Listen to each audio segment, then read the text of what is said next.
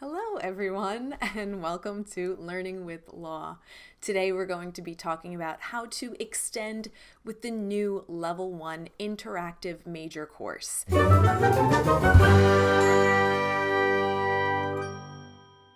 I tend to find that these slides are very limited. I find that I'm going through these lessons rather quickly, and that's honestly the feedback that I've been getting from other teachers as well. So what I wanted to do is create a video in order to help you extend your lessons for the new interactive Level 1. I want to thank my subscribers for being here and watching my videos. And if you have not done so yet, please make sure that you hit that subscribe button and ding the bell so that you are notified every time that I create a new video. If you're excited about this video, please make sure you hit the like button. Let's get started. For those that don't know, I'm actually a teacher outside of VIPKID. I've been teaching for almost 12 years now, but I have not taught on the elementary school level. This is the first time I'm actually teaching younger students. So for me starting out, I was kind of nervous about how to interact with younger students. I wanted to make sure that I knew what I was doing. So I watched a lot of YouTube videos. I watched a lot of the training videos that VIPKID had to offer, and I took a lot of workshops. So everything that I'm gathering here is either something that I've learned through a workshop, something that I might have seen in a video, or honestly something that just came to mind as I was teaching because I saw that there was a need for my students as far as extension. And I also found myself finished with the lesson slides, sometimes 15 minutes earlier than I needed to be because my students were advanced at this level. So I wanted to make sure that I put something together for you guys in order to help you to extend when you're dealing with a student that might be a little bit higher level for the interactive level 1s. There's also some advice here that I'm giving as far as maybe how to scaffold down for certain students that are in the interactive level 1. So this is not just for advanced students, this is for any interactive level 1 student. Okay, so the first thing that I do as far as when I start my lessons, obviously there's going to be a song within the first couple of slides. So when I get to that slide that shows the actual words that are in the song, depending on the student, I will go through each line to make sure that the student knows what the words of the song are. Now, that's not to say that they're going to remember all of these words. That's not to say that they're going to read all of these words and know them and become familiar with them every time they see the word, but it is something that will offer them a little bit of an extension. And you're not jumping into a song where the student is just staring at you blankly as you sing the song to yourself. So this kind of brings them into the song, gets them more familiar with it, and then they are able to participate a little bit more as well. So that's something that I like to do. Sometimes I do it after the song as well, just to kind of make sure that the students know the key words. Because if you're teaching a lesson, let's say on the letters E and F, and you're talking about egg and fish, and that is what the song is all about. And those items are something that you're going to see throughout the lesson.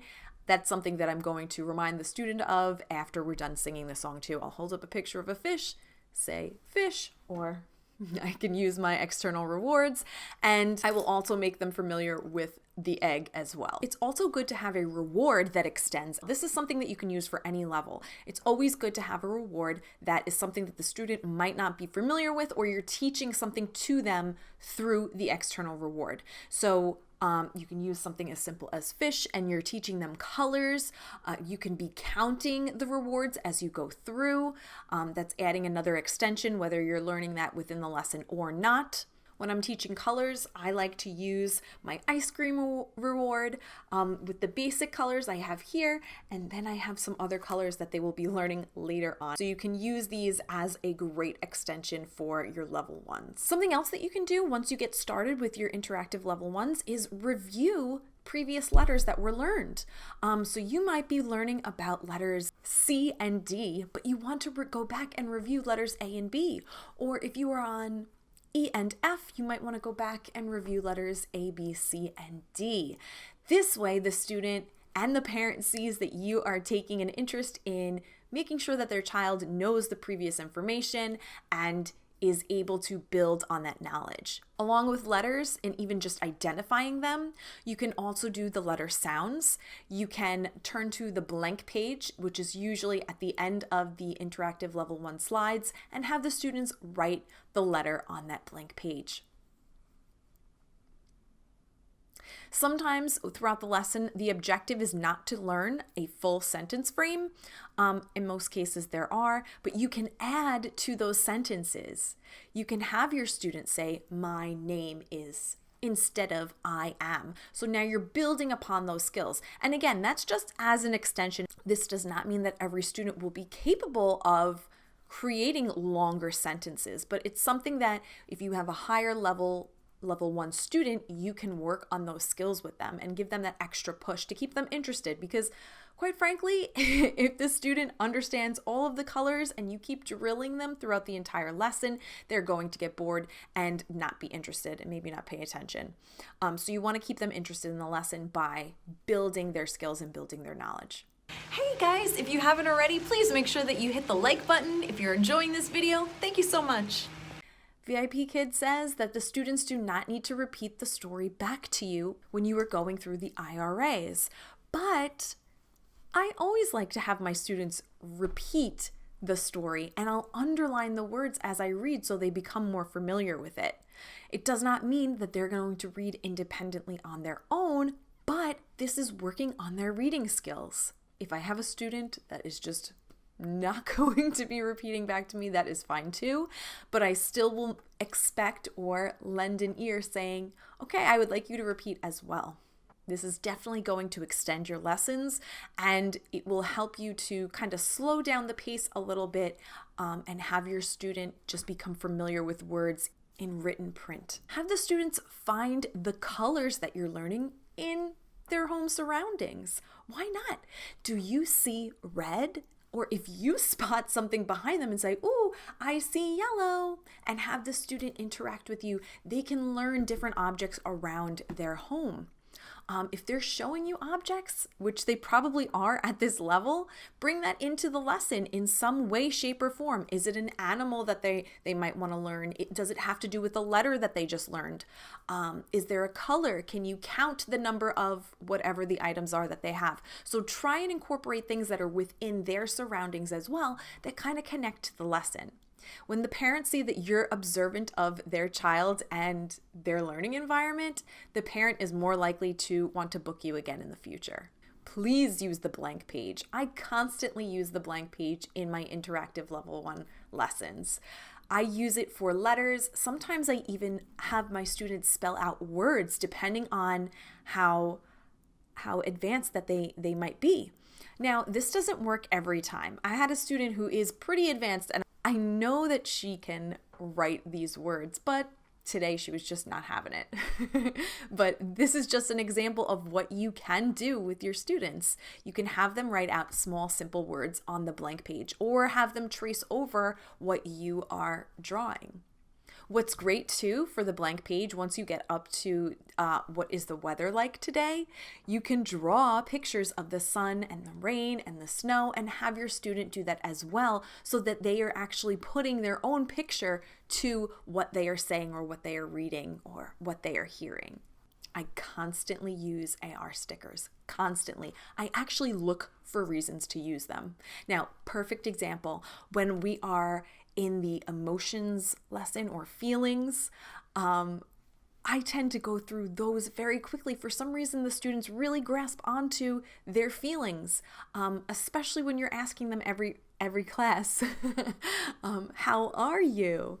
They always find an emotion that they'll stick with. Either it's fine or happy. I never have my students tell me that they're sad. I actually had a student tell me he was angry once, but that changed by the end of the lesson. But what's great to do with these AR stickers is teach the students animals with emotions. So this example I'm using is I'm showing myself using the animal AR sticker, and I am making a face to indicate the emotion and having the student repeat that back. Angry lion, sad elephant. So they are interacting with you, and you can even put the AR stickers on them and have them make the emotions. This way, it's less boring and you're extending on the lesson while still sticking to the objectives. And this seems like the most obvious, but extend on the slides themselves. So whether you're in a story or on just a basic slide and you see some extra items that the student is not familiar with yet, circle it and explain what it is. Maybe the student can find all of the red objects in the room, and once they circle it, you can tell them what it is. So that's a fun little game with them because they kind of gain control and become the teacher in that respect. So that's something fun that you can do as well. What I like to do while reading the stories, especially for the colors lesson, I'll have the student, once the color is put back into the painting, I will circle the object and say, red flowers or green tree. So now they're building their vocabulary as well as understanding the colors.